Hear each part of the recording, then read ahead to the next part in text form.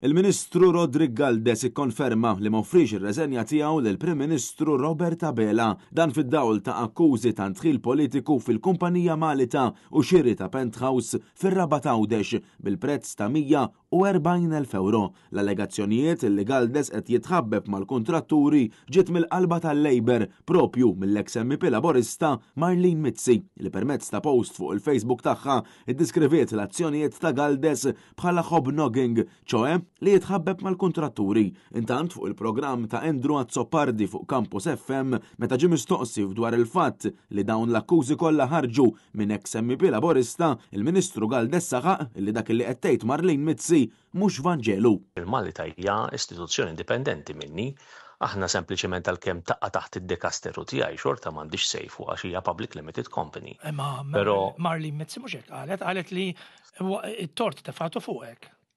Naħseb jiena x'qalet Marlene Mizzi mhux Vanġelu. Apparti minn hekk ġie mistoqsi wkoll dwar l-istat finanzjarju tal-kumpanija bil-ħofra finanzjarja tal-Malta tkun akbar milli kienet tidher inizjalment hekk kif tard il-ħamis filgħaxija l-istess kumpanija żvelat li ser ikollha tipprova tissellef biex il-proġetti tal-housing jissoktaw u l-proġetti jinsabu kompletament wifqin. Iżda il-Ministru Galdes xorta waħda qed jisħaq li jinsab seren. Intant mistoqsi minn Endru Azzopardi dwar l-assi tal-Kabinett Laborista, Galdes baqa' jinħeba wara d-dikjarazzjonijiet tal-assi tal-membri parlamentari u baqa' jaħrab mill-fatt li d-dikjarazzjonijiet tal-Kabinett tal-Gvern għal sentejn sħaħ ma ġewx iddikjarati. Fl-aħħar nett turija ċara tal-arroganza tal-Gvern Laborista li ilha tirrenja l dawn l-aħħar snin, Galdes għamilha ċara li mhux talli mhux ser jirreżenja fuq akkużi li saru minn eks MP Laborista iżda lanqas biss offra li jirreżenja. B'Galdes jgħid li ma offra u mhux ser joffri l-ebda riżenja lill-Prim Ministru Robert Abela